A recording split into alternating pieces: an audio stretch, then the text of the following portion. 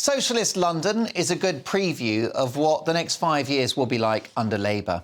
Expensive but often unused cycle lanes, perfectly good cars banned by scientifically debatable clean air rules, a soft touch on violence and muggings leading to a knife crime epidemic, and the trade unions in charge. London's divisive mayor, who offended generations of working-class Londoners last year by saying it was immigrants who built the capital, and who notoriously put his own name up in lights during the New Year's Eve fireworks celebrations, has caved in to Mick Lynch and the RMT union's demands by offering a bumper pay rise of millions for the already healthily remunerated tube drivers. All of this to avoid strike chaos. Boris Johnson, who took a break from making £27 million a second doing public speaking, said this is a foretaste of what the country could expect under Labour, and who could disagree with old Bojo? Should Starmer get in, which looks like a racing certainty now, there will be more strikes, not fewer, as the public sector will expect a cash windfall from an incoming Labour government. And how can Starmer possibly stand up to the unions when they bankroll his own party? Talking about the deal that he just struck in the last 24 hours, Sadiq Khan said this is what can be achieved by engaging and working with trade unions. Do me a favour, this is what can be achieved by giving in to their demands. And if that happens at a national level under Prime Minister Starmer, you and I will be paying for these inflation-busting deals, as well as future generations, because don't forget, it's all borrowed cash. Now, I'm old enough to remember the strike chaos of the early 1980s, and I do not want to go back there. It's been bad enough under the Tories, but at least they've stood their ground against the junior doctors, who are pleading poverty and are willing to risk lives and patient care to get what they want. Now, these junior doctors do a fabulous job. We're all grateful. It's long hours, it's very hard work. But underpaid is stretching it. As the brilliant Ross Clark points out in the Sun newspaper, in the year to June 2023, a junior doctor in the first year of training earned a mean basic pay of over £28,000 for a 40-hour week. Now, when you add £8,000 of extra payments for shift working and better wages in big cities, they were earning almost £37,000. And that is in their first year, when the doctors are still being trained. That's when they're students. Second year, it's an average of 43k, then 47k. And once they're consultants, they're looking at an average salary of almost £130,000. Nice work if you can get it. So when I say that there will be a Labour government next year, that's not, strictly speaking, correct, because it's Mick Lynch and the other union barons that will be running Britain.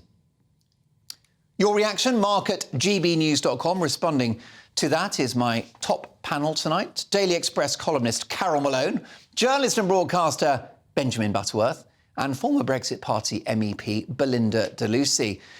Carole, 5 years of strike chaos, guaranteed if Labour get in. Oh, I mean, I think it's completely true, you know. And you're talking about Khan there. This man's a buffoon. He couldn't run a you-know-what in a brewery, let alone a capital city. You know, London has, TfL, I should say, has had £6 billion in bailouts since 2020. In August 22, it got £3.6 billion. That was supposed to make do till the end of 2024.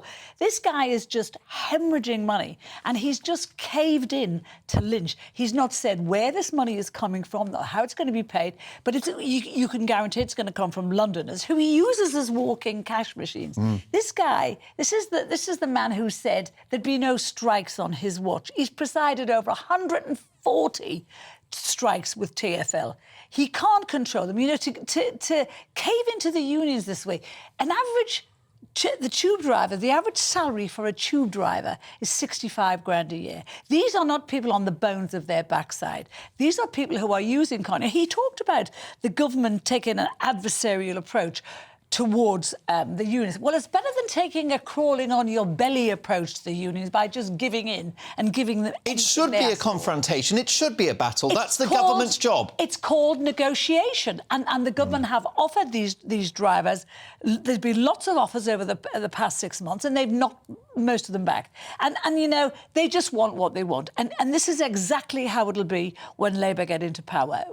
All the money is going to be spent on the public services, and everyone else will get nothing. And it'll be Londoners, it'll be the rest of the people in the country who are paying for what happens. Most definitely.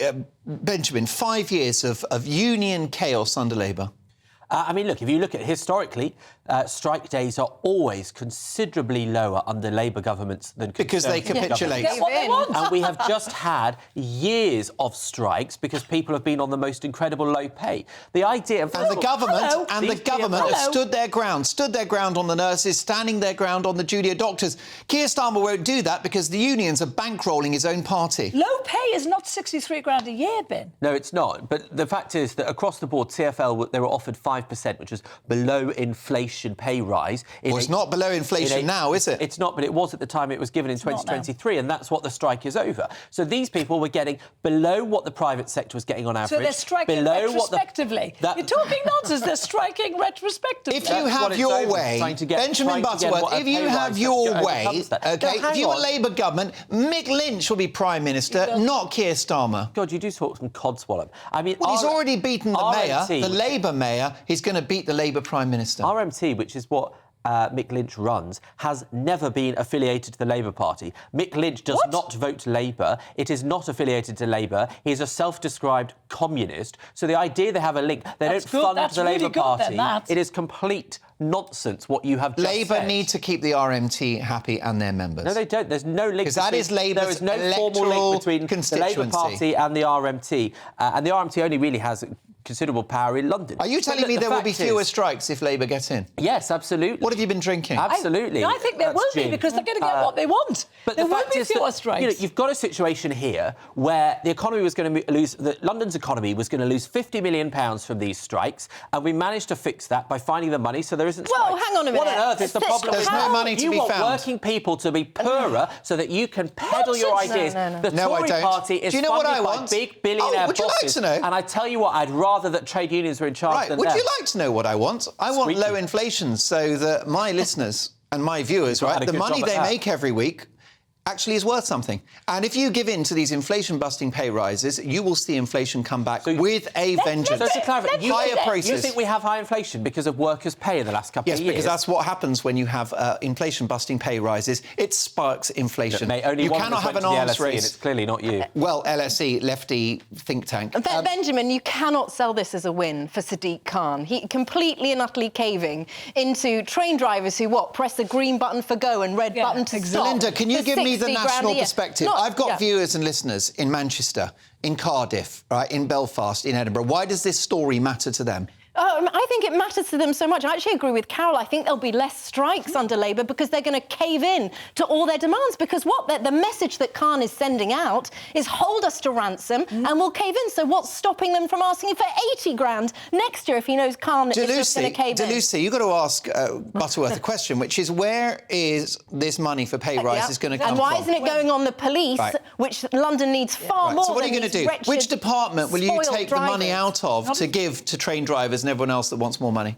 Well, that money isn't coming from central government. No straight answer. It wouldn't be a Labour government. This money has come that has bailed Khan out this year. Has come from the Department of Transport. And can I just point out... That is central government. Get your facts right, Benjamin. Well, let me tell you a fact. First of all, you said that junior doctors work 40 hours, which is wrong. Their contracts are for 48 hours. And they get overtime No, for that. that's their basic is 40 hours. Those are the figures I quoted. Wrong. Plus shifts. They're not wrong. In fact, your figures were conservative because in the third year they get between 50 and 60 grand. And what you're not including in any of that is the 20% pension they get. Yeah. £2 of every £10 they pay the pension. And the cost of their education to the taxpayer. And just to point out, when Boris Johnson finished being Mayor of London, the Conservative Chancellor 8 great years. removed the £1 billion a year subsidy that central government gave to Transport for London. And he's had £6 billion since 2020. I'm just pointing out the politicking. I'm just pointing out. They removed the money that time. central government gives to Transport for London when Sadiq Khan became Mayor, which completely changed the maths. And he's had £6 billion in bailouts since 2020. So that billion doesn't count because in 3 years... $1 billion a year?